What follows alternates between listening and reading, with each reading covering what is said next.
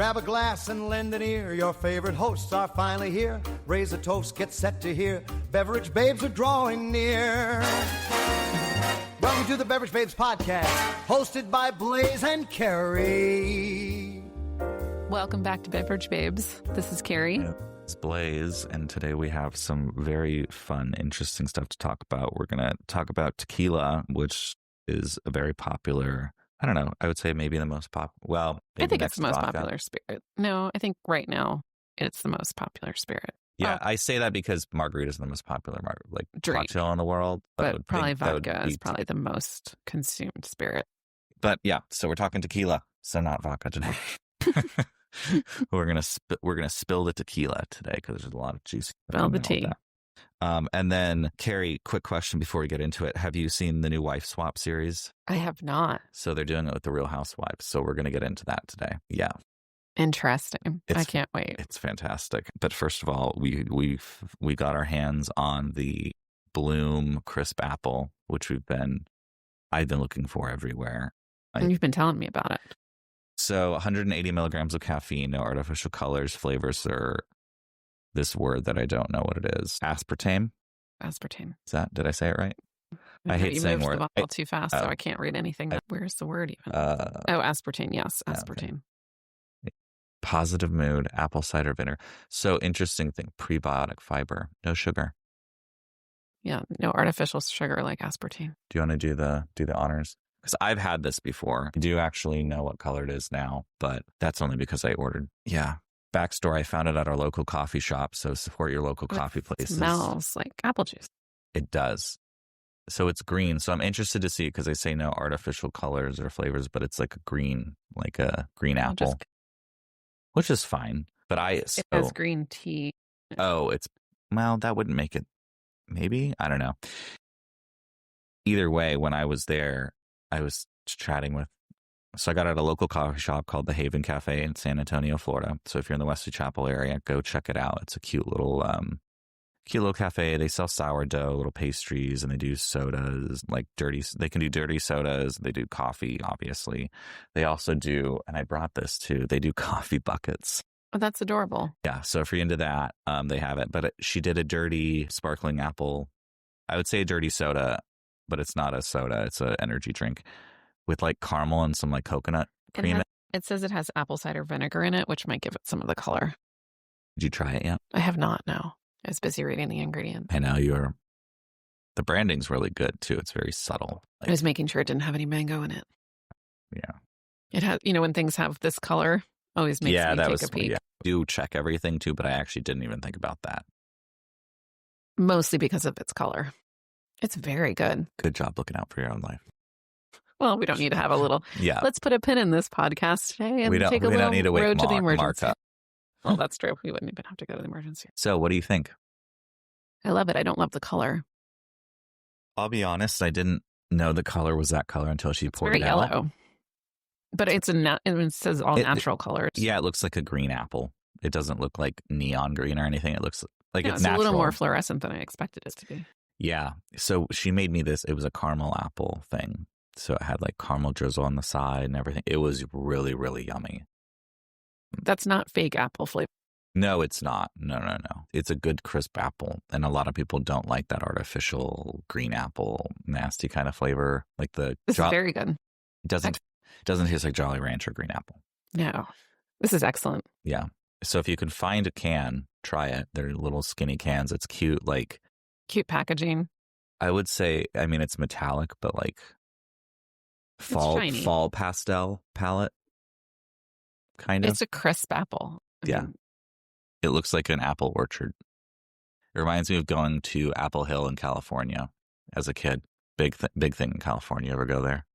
You ever do that? I have not. The Apple Hill. It's just this giant.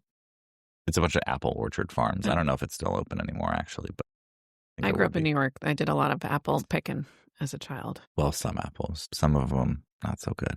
Not so good. I'm okay with apples. This is very delicious for an apple. Yeah. I like it. They did a good job. Good packaging.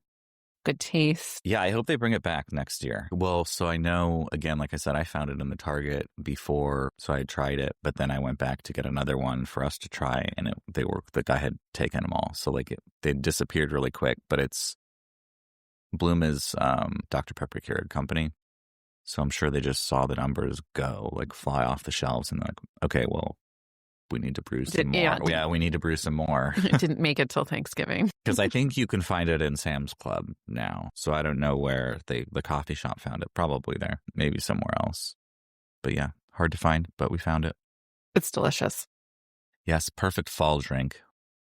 Good by itself or in a dirty soda. Mm-hmm. You can even add something and make it a fall cocktail. Yeah, if I had to choose that over or between that and the Witch's Brew, I would choose that. I agree. And that has apple in it, but it doesn't have the caramel. So they probably saw that and realized people don't like the caramel because Nick doesn't like caramel in his drinks. I don't get him anything with caramel in it. Yeah, I'm not a big caramel fan. I am. I do. Mm-hmm. I like it. My kids and my husband love it, but I call it caramel. Caramel. The debate. Other people. I wonder if people really like it. They call it caramel. Do you say pecan or pecan? Pecan pie. Pecan. I've actually never had a pecan pie. It kind of grosses me out, honestly, the concept of it, because it's like gelatiny. I don't really like that. I don't really like pies in general. I'm not a big pie person either. But we're coming up on Pie Day. So what pie will you be trying? I think this year, because I go to my best friend's house, and she said she's getting a pumpkin cheesecake. So is it the Costco one? No, I don't know. She said that she gets it at this local little restaurant that makes. So I'm sure it's even better than that, because she said it was amazing. She had it recently for dessert, and then she said that they sold them for Thanksgiving. So hopefully it's still good. So again, we don't I don't know, we've talked about the pumpkin quite a few times. Not huge pumpkin fans, but a pumpkin cheesecake, that's the one I will sit down and enjoy. So if she has that, then I'll eat that for sure. I can eat a huge dinner and I will unbutton my pants for that. That's a good one. I haven't had the Costco one. I do want to try it at some point, but they're expensive now. They're like $40 or something like that. And they're huge. Yeah, it's just Nick and I home. I don't need to just do that to do that. Do you? Yeah, no, I don't need to do that. I thought about it though. Oh, you have to bring it. I have to bring it to a party or something. Yes, you have to bring it somewhere for Thanksgiving. Yeah, I'll bring it somewhere for Thanksgiving. And then take the rest. Take a piece, or just take a slice on a piece of paper. Yeah. Well, I do like pumpkin pie milkshakes too. I can do those. You like pumpkin? Those are that's where I cut it off. But that's pretty much it. You've named a few things. I've named 2 things that those pumpkin pie M&Ms were good. Yeah, but I wouldn't get them again. Collect them. You thought they were delicious. They would be better in a cookie though. I will say that. But no, I would never. They wouldn't be a repeat buy. All right, so back to coffee. Yeah, back to coffee. Well, maybe coffee. So have you had what's it called? Those ones that Mark drinks that we always are like, what's that called? Oh, the coffee tequila drink? Yeah. Oh, Carajillo. Carajillo. Anyways, I always say it and everybody looks like I'm an alien, so I'm obviously not ever saying it right, or nobody ever knows what it is. Mark likes those. I'm turned on to them. I love them. They're fantastic. It's espresso, tequila, and liquor 43. It's delicious. I had some in California when I was there too, but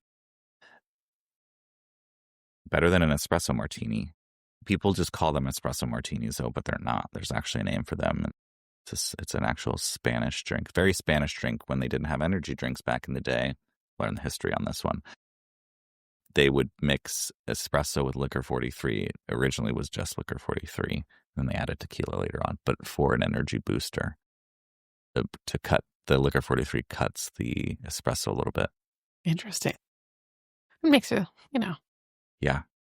You can find one with banana liqueur in it. It's fantastic. Wow. Yeah. Not banana bread, but a nice, I don't know. Banana and coffee I feel goes very well together. Banana. I will say Brooklyn Bagels they don't have it anymore. At least last time I checked they didn't, but it was a chocolate covered banana cold brew and it was fantastic. I would really enjoy that one, but I haven't seen that one in a while. They just, s'mores. S'mores is everywhere. Somebody sent me a s'mores thing. No, it's my friend. She lives in Sarasota. Chick-fil-A. They're doing a s'mores milkshake. Interesting. I wonder how that tastes. I don't know how I feel about that. I also don't like peppermint bark stuff, and they do a lot of peppermint bark at Chick-fil-A, and it's huge, and I'm not a fan. I just started liking peppermint, like my hot chocolate. Do you like an Andy's candy? No. I like them. I always get two though at a restaurant if they have them because somebody likes them. You can broker a peace deal with an Andy's mint. Good diplomacy. My kids like them. No, I used to like as a kid. What were the peppermint patties?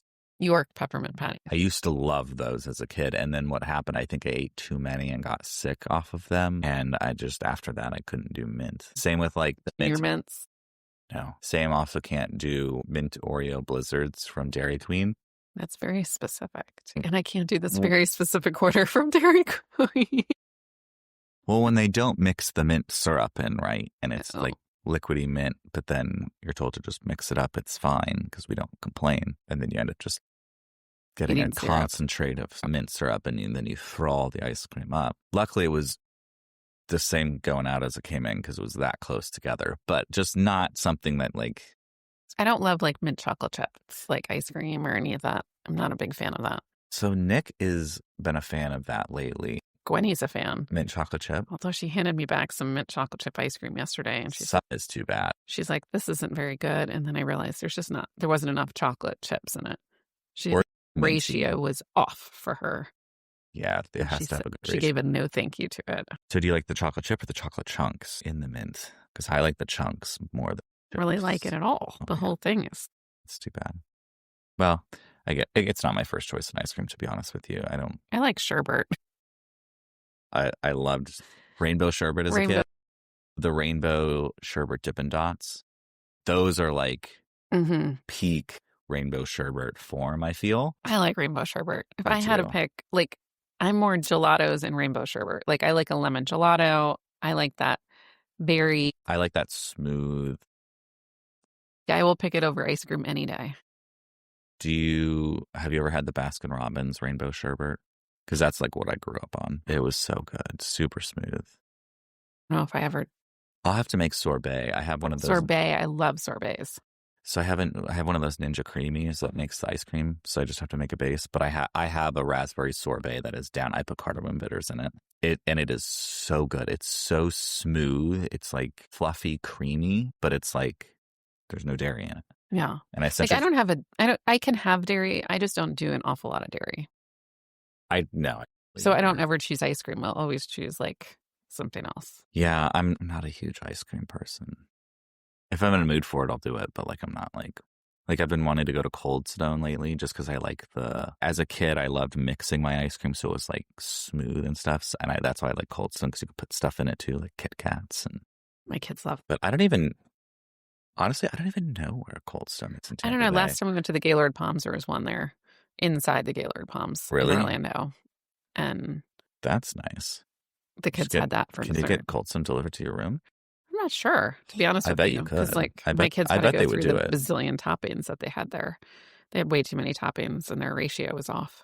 I would almost bet if you ordered room service and they had ice cream on their menu, I bet they just get it from Cold Stone. I bet they do. Which is smart.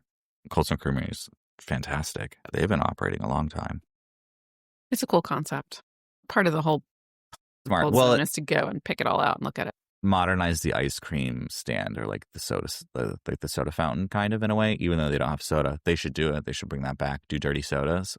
They would kill it. Yeah, I was just watching a thing. Beverages are like the next not up and coming, but like huge trend. Like you're seeing Taco Bell starting to do like a beverage cantina that's just beverages now. And they're piloting it in a couple places, which is wild.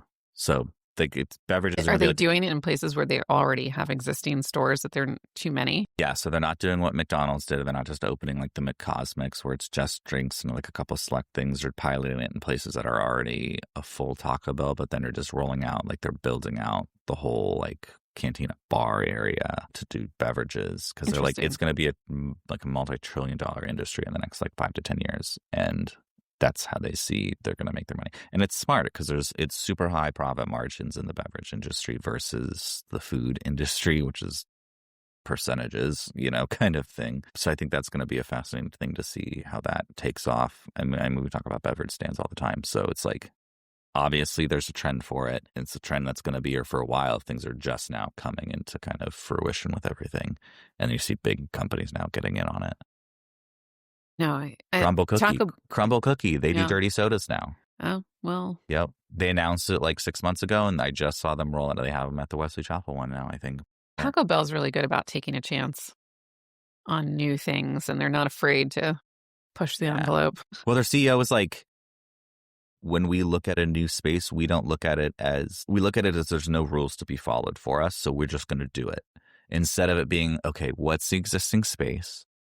What should we do? They're like, no, we'll do chicken, but like, we're going to do it our own way. Same with beverages. She's like, beverages, there's so much fun stuff to do. I mean, and we've seen that with ourselves doing stuff like this kind of, it's just like, there's so much fun stuff to do in the space where you don't even have to step on anybody's toes or anything. It's not anything crazy. It's literally just, there's no wrong way to do it. So just have fun with it. It's a consumable. It's a quick consumable. Well, when people started putting cereal milk into a protein drink into a can, I think that's when people started clicking. I think it's probably just the modern day era being able to do that with technology and what we have now. That's what really, I think, changed what we can do with beverages as a whole in general. So I think that's fascinating. Yeah. I don't think 20 years ago you could put crisp apple in a can like this, at least not naturally. No. There wasn't the technology to do it. Probably not even 10 years ago. And if you're doing it, it was really expensive. It's still $2 a can, but it was probably $6 before. Just, thinking back to when Whole Foods would be the only place you could get that. There's people doing it, yes, but I don't think it was as prevalent as it is now, it's a nice thing, I think. I agree. I like options. Everybody likes, Americans like options. They really do. Like we need them. Sometimes we have too many options. Go into the store and... I mean, even the water options are endless. Yeah. But I love purified water. Yeah, speaking of water, shout out to the city of Punta Gorda in Florida. They have their own water bottle brand. But I love it. They sell that in the stores and stuff, so it's really cool. It's good water, too. Nice treated. They have a little bit of information on the back about Punta Gorda water, conventional treatment water plant, and a reverse osmosis plant. It was built in 1965, and then they built the osmosis plant in 2020. 10 million gallons a day. It's a lot of gallons. That's wild. Didn't know that. Punta Gorda, Charlotte County, Florida. South of Sarasota, just north of Naples. In case anybody wanted to know where it was, so you don't have to Google it. And I beat your Google search. Thank you for brightening someone's... Yeah. So yeah, back to drinks. The tequila drink and tequila. You had sent me that. Well, okay. To backtrack on this, we had talked about this maybe 2 years ago, maybe more. Well, probably 2 years ago, about how tequila was going to run into a problem because there wasn't any agave plants. So agave plants, what did I say? Take 2 to 5 years to mature. Yeah, I thought it was more like 5 to 7. But 5 to 7. But years. Years. It takes years. And the amount of tequila being consumed, there's no way. Tequila is made, true tequila Supply is and made in Tequila, Mexico. Like champagne is made in champagne. Yes. You can have agave spirits, which is agave grown anywhere else besides Tequila, Mexico. Right. And there's a organization that does all of this, kind of like in France. Exactly. So when people are like, oh, I'm drinking tequila, and it's okay. You're drinking tequila or you're drinking an agave spirit. Regardless of the fact, there's this whole lawsuit out now about the amount of tequila that's out there that it does not contain agave. So there's all of these large brands of tequila, a lot of celebrity endorsed tequilas that are in the middle of this lawsuit. And apparently an additional 4 more will be named shortly of not even having a large percentage. Yeah. Well, and I'm reading this now it's the CRT, the Consejo Regulator de Tequila. So I'm assuming it's the Concierge Regulator of Tequila. Somebody will some sort of tequila somebody authority. will correct me on that. But yeah, they're being sued because essentially it creates a monopoly on tequila. So they decide if it has it's their stamp of approval, essentially, if it is. And the lawsuit alleges that they knew it wasn't, but they still put their stamp of approval on it. So what percentage, what did it say? Remember? Some of them were different. Some of them didn't even have 30% wild, like of tequila versus of agave, yeah. Of agave versus other spirits made of other products, correct. Be it corn or it was filled with just another agave spirit from another region, kind of thing. So we're gonna name them.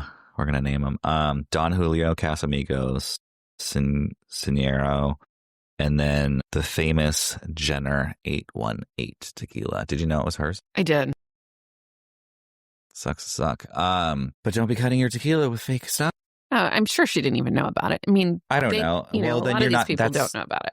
Well, but then you've got to have a finger on your brand, regardless. If you're the face of a brand, you need to have your finger on it. That's what I'm saying. There's no excuse for it. So there's apparently a bunch more. There's 4 more coming out. It's quoted as being, quote, messy as hell. It is. It's being very, very bad. So I guess, how do you know if a tequila is really 100% agave now, even if it says it on the bottle, if you have... I don't think you're going to know for a little while. Well, back to our point, we knew this was going to happen, so we didn't know this is going to happen. We figured tequila was just going to get really, really expensive. And I thought, wow, it's odd that tequila prices have not skyrocketed in the last few years. I remember seeing a couple shortages of a couple tequilas for a while, specifically one at Costco that we would always get there. They always had it in stock. And then a little bit after we talked about that, they didn't have Casamigos in stock for a while. And then a little bit after that, they started having it in stock again. Because they decided to start cutting it probably then at that point to keep their contracts. Because you lose your Costco contract. Yeah. I mean, that's a bad, sign or whatever for the... So I don't think it was handled well. I think they could have just made their stuff more expensive and done the right thing. That's what the right thing would have been. I think the difference is that the consumption of tequila is extremely large. That's true. And the price point people are willing to spend for that consumption is not going to match what they would need to charge. Yeah. Well, move on to gin or rum. Both of those are fine spirits. All lovely spirits. And the fact is that I don't know. I'm not a tequila person. It will be interesting to see what happens to the prices now of things that are truly tequila. And people can just be okay drinking an agave spirit from somewhere else. Yeah, I mean, I don't see Casamigos slowing down anytime soon. They just launched their ready-to-drink drinks, which, hey, they found a use for all that agave spirit they're cutting their tequila with. So tequila's not going anywhere. I think it's just a matter of how they're going to adapt the prices and how they're going to market it. And the word agave spirit, will that become more popular, for people to realize and more mainstream? I think everyone uses tequila as just the catch-all for anything that's an agave spirit. It is, yeah. I mean, because now you see more than ever.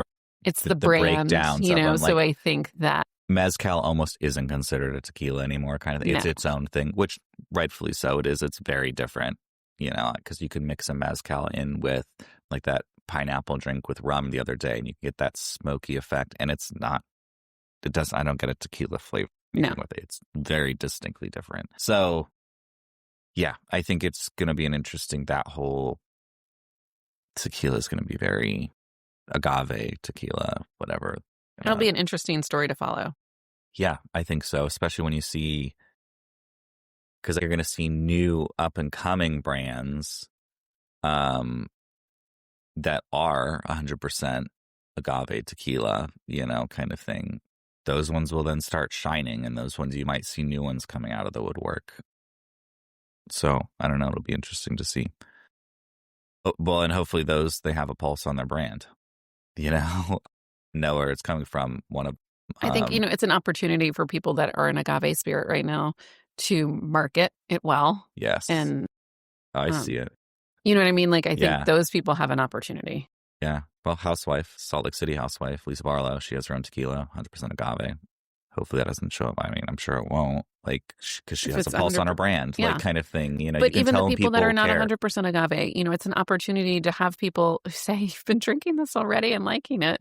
Why all of a sudden is it it shouldn't be a problem. Yeah. Or it's one of those things where it's like, they never marketed it as 100% agave. They marketed it as whatever they marketed it as, but it wasn't a tequila, you know, kind of thing. So it's like kind of letting the consumer mind come up with whatever it happens to be for it.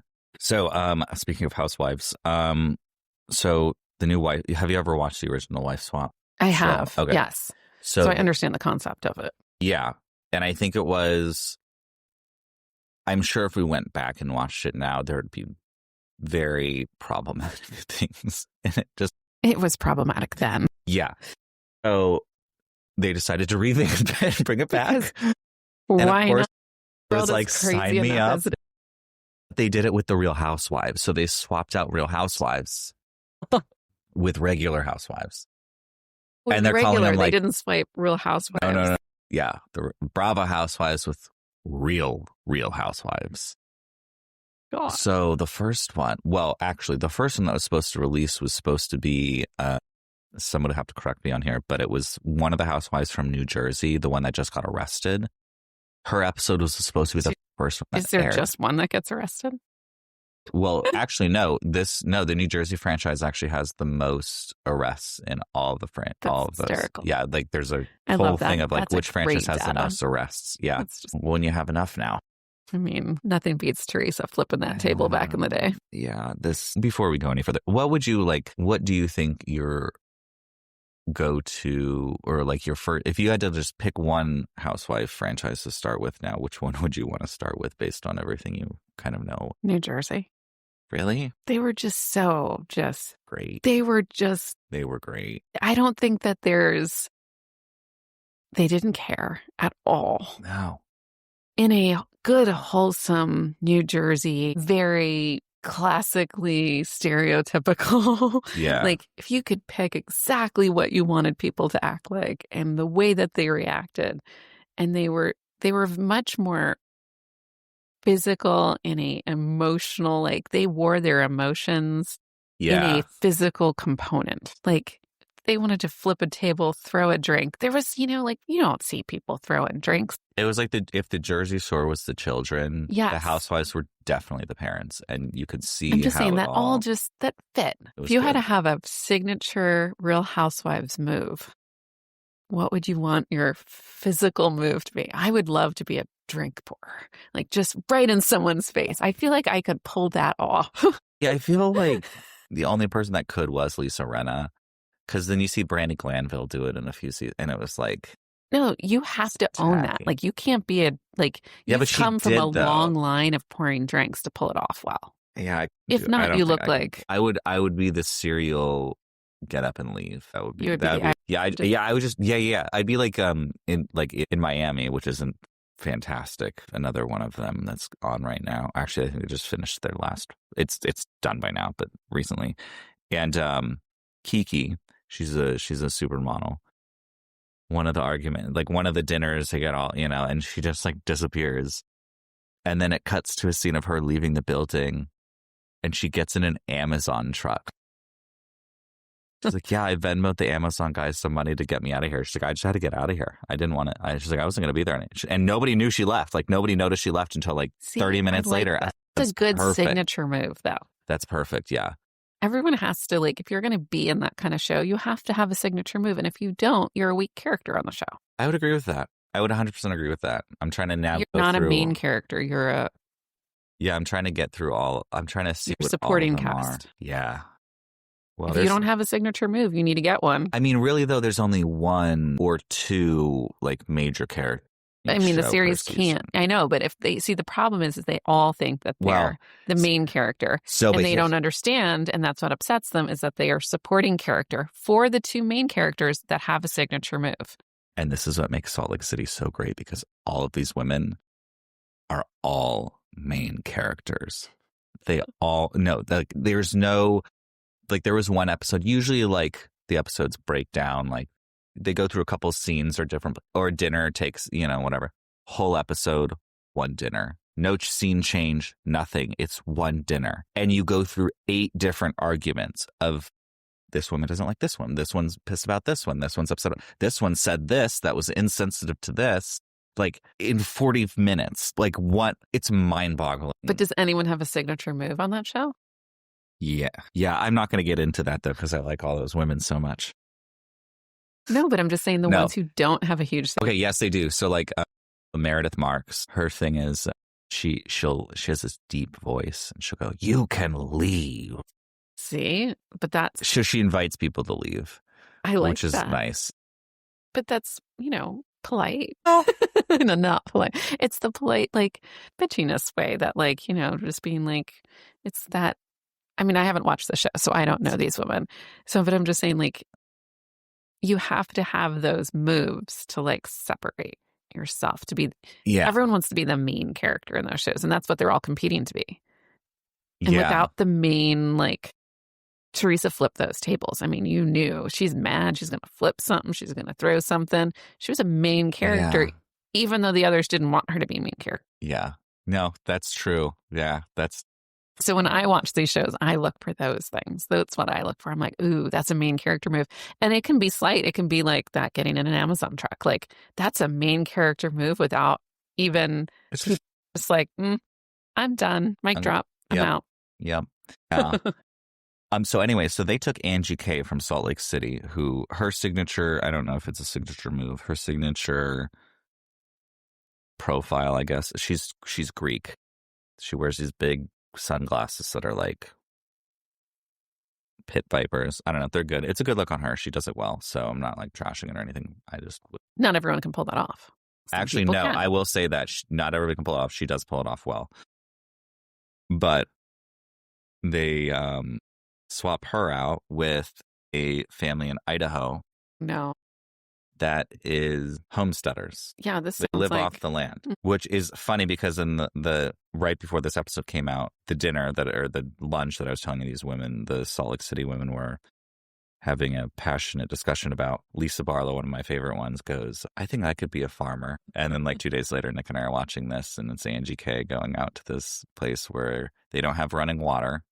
They get all their water in a 5-gallon thing from the stream and carry it up into their 50-gallon bucket every day. And they have their compost toilet, and they eat the rabbit and oxtail. Did she cook it? She didn't cook. No, so how they do it, they kind of follow the old template of you follow their rules the first day, and then the second day, the new wife gets to change the rules. So the first night they eat oxtail, and you can tell she's like not a fan of it. And the next day she's like, "We're going out to dinner." She probably didn't realize it was probably a 2-hour drive to wherever they needed to go. And they went out to dinner, whatever. So it's kind of sweet to see her. But like the kids really loved her. Like it was interesting because she shows up in like a mini skirt, holds it like with 5 suitcases and like a box for her hats. And then she finds out she has to shower. There's no shower. It's just a bathtub that's out on the other side of the barn. And so that's a little shock to her. Meanwhile, the guy's wife, who goes to live Angie's life, comes with bags and just a thing of Chacos, like another pair of shoes to switch into that, hang off the side of her one bag. So it was and then she ends up having Angie's husband and kid, they camp in the backyard and they gut a fish. And you see Mary Crosby, who's one of the other housewives, come by. And production was like, "Hey, Mary, you should come by and just pretend it's Angie," kind of thing for the wife's swap. Because she's like, she freaks out. She's like, we didn't have a fridge we could just get this from. She's like, "What, you don't like red snapper?" And Mary's like, "No, I love red snapper, but not like that." But like, it was actually a really cool episode because like, you learn a lot of things. Like Angie got some new appreciation because she wanted her family to like, she felt like she was doing everything with her family, or like her family wasn't appreciating her enough, kind of thing. And then she learned like this family has this whole other way of living, kind of thing. And so I don't know. And that appreciate like the little, because her daughter, I think, is almost teenager age, where this other lady who she swapped out with has 3 kids. One of them's like, 4 or 5 or something. So she was at that age where she like cared about her. Like she like kind of embraced her, was like, oh, kind of like was bringing her flowers when they were out walking them out. Yes, it's kind of one of those like, oh, she got to like get that fulfillment too again of like hanging out with another. Little kids are so innocently loving. Yeah. So it was cool. And then the other mom was like, she actually was just like, I thought I was going to come here and just drink margaritas by the pool all day. And she's like, I had to be up at 6. I had to clean the house. She had to like deep clean the house every night. She had to get up and do full glam and then go to the gym in glam, like, so she's like, that's its whole thing too. She's like, and I like, yeah, I respect you a lot more than I thought. Cause like, she's like, you have to keep all this stuff up. Like, and it wasn't just for prosperity's sake. She wasn't just throwing on a hat and running to the errands. It's like a standard I put on myself, but it's just a different person putting different standards. And I was like, that's kind of cool to see that kind of whole. You wouldn't think those two women would have anything in common. They had nothing in common. Absolutely nothing. But, to have mutual respect for each other. After it was cool to see that. And I think they did like a, not a Thanksgiving, but like a fall. They did a dinner together or whatever. They came out there and stuff. So that was kind of like they brought the 3 kids from the Idaho farm out to Salt Lake City kind of thing. So, oh, fun. Yeah, because there was a family picture of all of them together kind of thing. And one of the kids was like, Dad, you can't, because when Angie left, they like she's like, I love you guys, and he's like, oh, I love you too. And he's like, you can't say that. You have Mom. It's one of those, like, because Angie was like, one of the rules was like, oh, we need to call Grandma and Grandpa. They're watching the kids. We're going to go dancing tonight. Or we're going to go to the saloon. And there's this shot of them going into the bar in town, the only bar that there is. And it's all the locals. It's the local bar. And it's Angie and her. She's like, nobody even asked me if these are Givenchy or not. And she's in, but they're like cowboy boots, kind of thing. And and the guy was like, yep. Probably the nicest woman this town's ever seen in a long time, but they like have fun at the, like it's, and he's like, so then, I don't know, it's like kind of cool to just see that whole kind of, he's like, oh, we did it to like live off the land and get away from, he's like, but we actually do need to actually get out and do stuff too. Like it's okay to have a little bit of both, to have a little bit of fun and not, kind of thing. So it's finding that balance, I think, for a lot of people on both sides, whether it, be a little more realistic view on the other like side. You don't need to deep clean your house every night. I'm sorry. Like that's just not realistic. Get a robot to vacuum so you can feel like okay with, kind of thing, So yeah, you go from having a bidet and then having a compost toilet and vice versa. Meanwhile, the other lady's like, running water, not so bad. Yeah. She's like, it's not bad. And Angie, so when the one Real Housewife went to the Salt Lake City, went to the gym with her husband, with the trainer. They're talking to the trainer. She's like, yeah. She's like, I don't like go to the gym. She's like, but like I haul my 5-gallon water from, a couple 100 yards every day from the creek uphill. And he's like, you do farm girl shit, so you'll know how to do this. And then Angie was like, man, I work out every day, but this is hard. Like, and it is. It's just different. It's a different manual level. labor is very different. Yeah. I mean, manual labor, you're just naturally using your body muscles, where working out, it's good. It's all good, I think, realistically. But I think it's actually good to do all of it, it's kind good to of have thing. both. I mean, my mom, she's 75. She does the workout kind of thing. She works out, she stretches, but then she does farm stuff all day long. So it's like she's pretty limber and fit. And I think, I've been seeing a lot of older people lately that are hobbling around. And I'm like, man, I need to like do. If you don't use it, you lose it. Yeah. That's. I don't want to creak. I don't want to creak. I don't want to creak and cry. You watching anything else good? I'm watching The Pit. Yeah, are you finally into I'm almost done with season 1 of Pit. When does the new season come out? I think January it comes out. So I will be done probably this week with The Pit. And it's eye-opening for me, but I'm watching it from a very different viewpoint than most people would watch it. Married to an emergency room physician, I think it's eye-opening the amount of stress. Yeah. And, my husband does a great job of separating. I heard he likes it too. He does. He likes it. Surprising. I think he likes that and we've been married a long time now. So for me, after 10 years of marriage, to be like, oh, this is what you do when you go to work. You don't visit people when they work in the emergency room. It's not like a place that you just go and hang out. It's not like a take your daughter to work. No, it's not a take your daughter to work. It's not go and hang out with your spouse or you don't drop in on emergency room workers. They don't get cookies. Nobody brings them a cookie. How inappropriate is that, sending flowers to an emergency room? Like how... Well, who would it be for? Well, first of all, it's not like they have their own workstation and like they're just there, like saving lives. It's probably been a little bit more exhausting for me to watch the show than probably the regular at-home viewer. Because I'm probably seeing a lot more of the emotions of the employees. And I don't want to say less care for the patients. And I get it. And they're helping people on their worst day. But I think, people lose sight of the fact that these are human beings and they're in there and they're helping you. And to see how poorly they're being treated. And it's probably a pretty good representation. It's hard to see. Nobody wants to see their spouse or their loved ones being treated poorly in any respect. So Noah Wyle and his team over at the Pit, I can see why they won so many, whatever it was, Academy Awards or whatnot. They won a lot of awards. Yeah, it was something like 13 or 14 I was looking at. They're doing a good job, I think, helping the public foresee. So I think, anytime someone walks into the emergency room, let's hope they're a little nicer. And that's on HBO? It is on HBO Max. Yeah. And I'll keep you posted. It's an emotional journey for me. Yeah, let us know how that ends up. I think Nick is going to get back into that.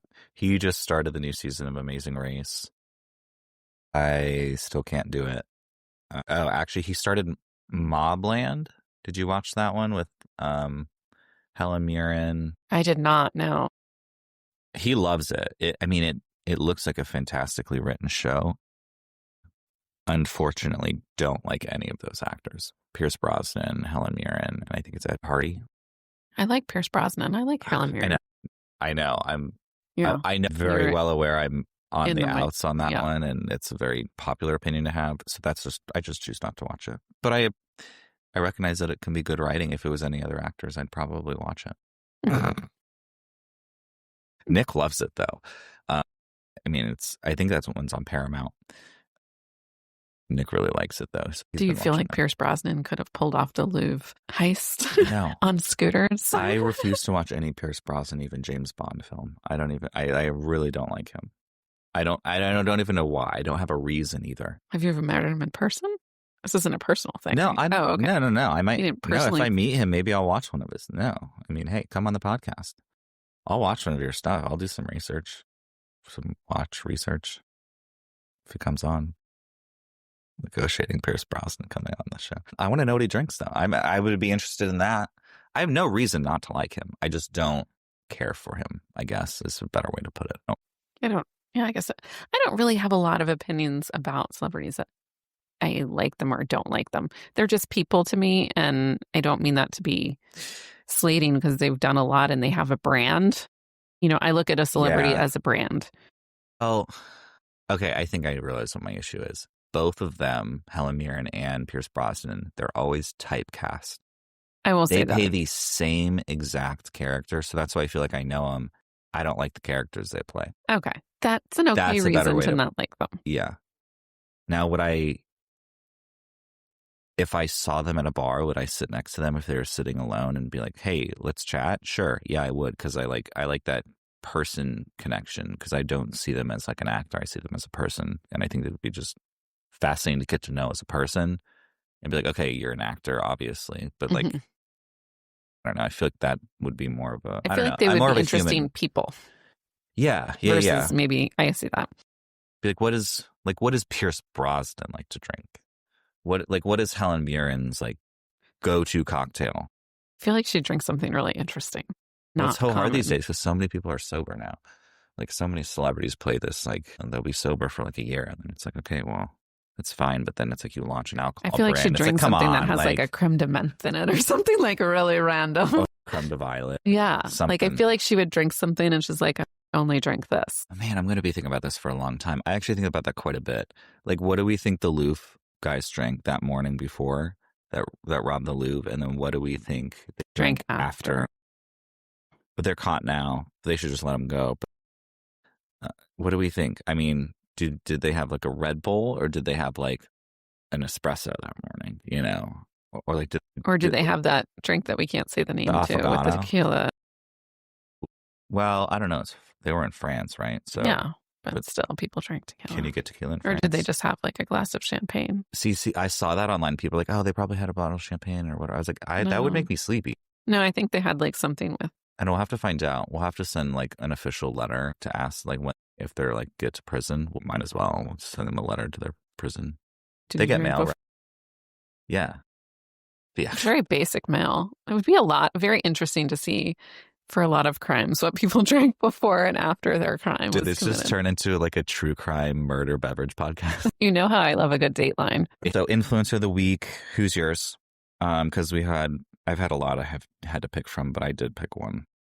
I went humor this week. What did you go? The real Dustin Anderson, and I think I sent you something yesterday or recently, and he was the one talking about the Louvre, right? The Louvre, yes, and he just does these really great kind of little clips where he talks about real life stuff, and will just kind of go into a rant just about random things. So I love it. It's typically very positive. I haven't seen anything really negative. He doesn't really take very hard views one way or the other about. It's like comedy, right? But it's comedy.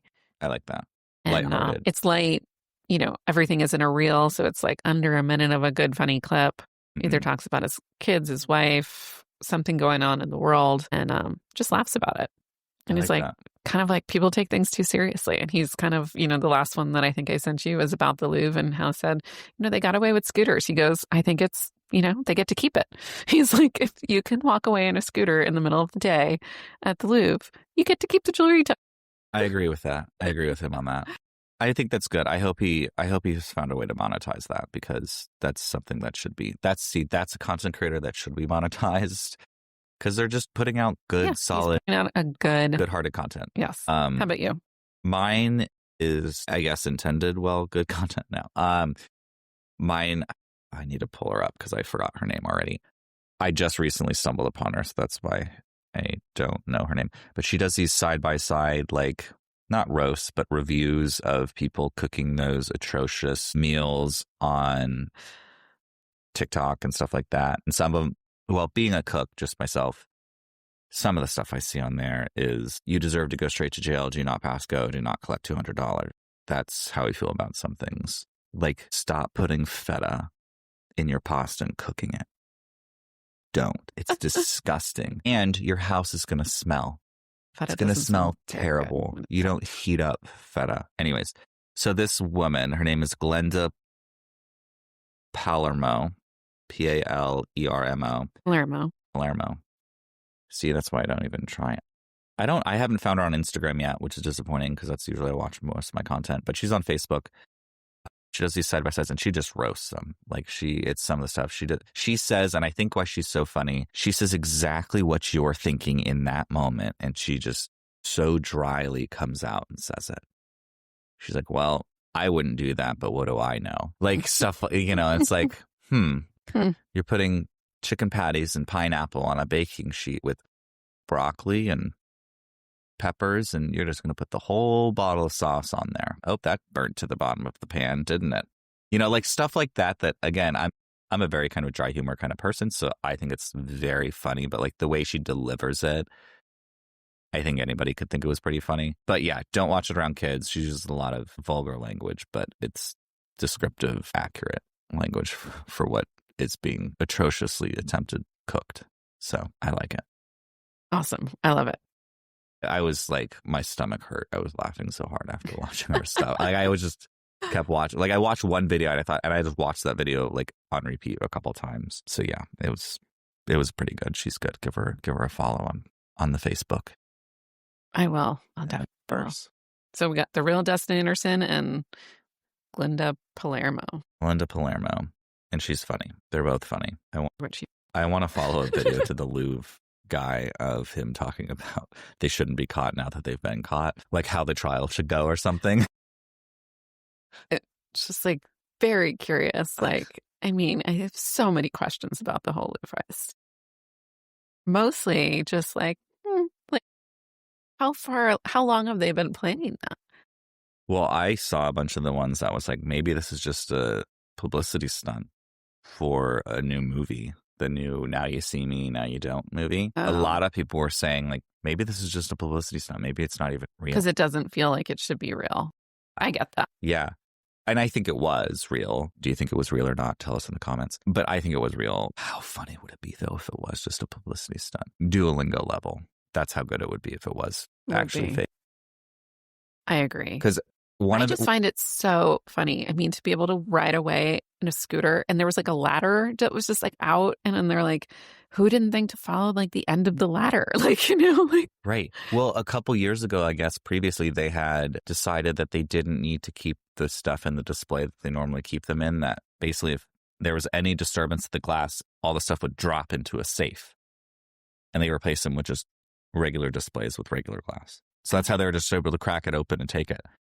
Normally, as soon as it would have hit, it would have dropped. I feel the need to talk about Pierce Brosnan. What's that movie? Is that the name of that movie when he has like those hats when they steal the museum, like the painting in the museum? No, I don't think Pierce Brosnan was in the Now You See Me. That was Morgan Freeman. Yeah, Google it, because I'm not, again, I don't even have a running catalog.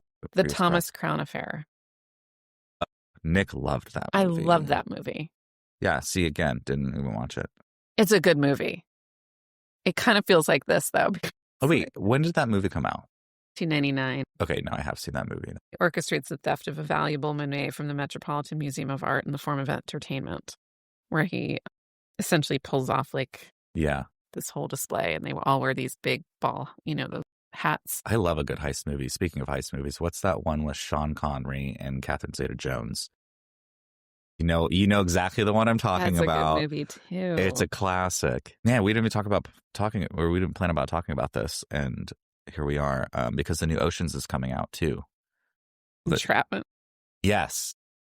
No, it is. I think Entrapment. Yes, it is. They should remake that. Who would they? That's yes, they should.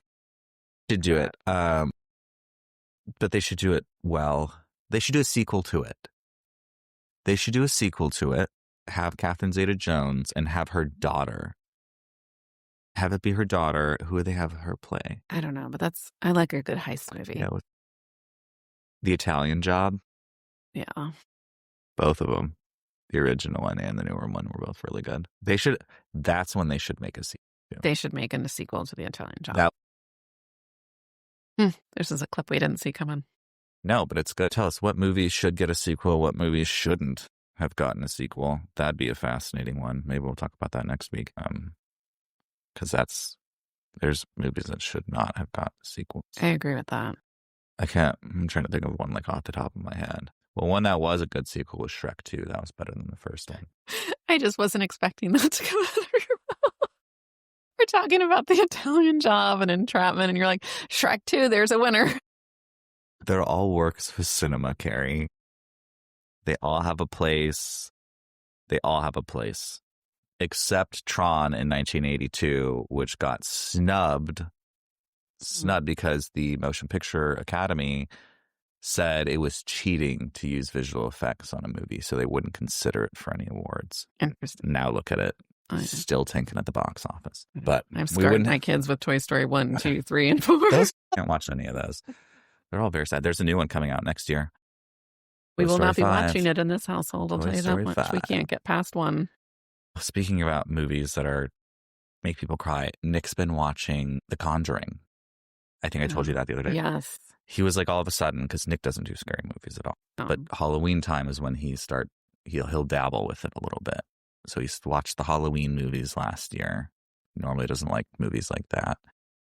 And this year he's like, hey, we should watch The Conjuring. I was like, I didn't even ask if he was joking. I was like, okay. And I put it on for dinner. I wasn't going to ask if he was serious. And I was like, you said it. We're going for it. Because it's actually a really good movie. I will not be watching. Yeah, I know you don't like creepy stuff. But it was good. He got scared like he should get scared in a scary movie. I've obviously seen it, so I knew like what was going on. Last night we watched the second one. So good for Nick getting into the scary movie. Way to be open-minded. Gotta try. I will just never sleep again. Well, what about old? Could you watch like an old scary movie, like an old like classic? Scream? No, I'm talking like older, like Psych. No, I can't watch any of that. It gets into my brain, and then I have dreams that those characters become part of it. Like it very much hits my REM, and then. What about Sigourney Weaver's Alien? No. Really? No. Even with how bad the effects are? Even with how bad the effects are. Interesting. I like a good night's rest when I get it. I really enjoy it, that I don't want to do anything to mess it up. What if you watched it in the morning? Like a matinee? No, still not. Because I'll think about it all day and it'll ruin my day. Sleeper. So I think any noise I hear will then wake me up. Did I tell you what happened the other day? I wasn't watching anything scary and I thought, I'm like, oh goodness, I heard this horrible noise. And I was up for the night, right? And I was like, oh, it's in my head, blah, blah, blah. I go in my backyard and there's a dead bird in my backyard. I mean, like, I don't know what happened to it. It looked like it was just manhandled by another bird or an animal or anyway. So I was like, well, this is why I can't wake up and have. Yeah, you shouldn't watch a horror movie because you would have seen that. This bird die in the night. And I was like, oh, that was just in my dream. No, that was reality. And now every night I get up, every noise I hear. Is there another dead bird? Is there some sort of bird apocalypse going on in my backyard? Have you ever watched the movie The Birds? I've watched part of it. I can't. I don't really love birds in general. I mean, I don't think. I feel like they're out to get me. Are birds real? Tell us in the comments. Do you think they're real or not? Are they a government conspiracy? Never know. I think they're out to get me, birds. But yeah, birds, I don't. They're just, I don't know, a little too dinosaur-like for me. Yeah. Like chickens are kind of a little unsettling. Yeah, but chickens, they don't like come at you out of nowhere. I mean, like unless you're on a farm, it's not like a random chicken just comes at you. I mean, you can get out of the car and a bird just comes down. I don't know. I think I like my chickens in tenders. Tenders and nuggets. I keep them there. All right. Final thoughts. Weather's starting to cool down here. I'm enjoying that. I know it's November now, so it's going to be beautiful. I'm ready for the Christmas trees. I'm up too. I'm ready for Christmas. I like the cooler weather, though. It's good. We've a lot of rain lately, too, which is good because we've needed it. I have a fall flower blend that I have growing right now, so we'll bring those, post pictures one day when they're blooming. But yeah, follow us on Twitter at Beverage Babes, Instagram and Facebook at The Real Beverage Babes, Spotify, Apple Podcasts, YouTube, and give us a call on our hotline and tell us, what do we want to know this week? What kind of pie? What kind of pie are you going to eat for Pie Day? Yeah. And by Pie Day, I mean Thanksgiving, just in case anybody didn't realize, because Pie Day is actually March 3/14. Yeah, call us at the hotline, 813-693-2207. I want to know what kind of pie you're going to eat, but what does Carrie want to know? I want to know, what are people drinking on the holiday? What's their favorite beverage? Yes. Alcohol, no alcohol? What are we serving up? And hot or cold? That's a good question. Thanks, everybody, and we'll catch you on the next one. Have a great day. The final drop is in the glass. This happy hour went so fast, so raise a toast from us to you. The Beverage Babes, now say adieu. Make sure to leave your confessions with the Beverage Babes hotline. That number is area code 813-693-2207. And be sure to follow us wherever you listen to your podcast. You can find us on social media. The Real Beverage Babes on social media, and on X at Beverage Babes. The Beverage Babes on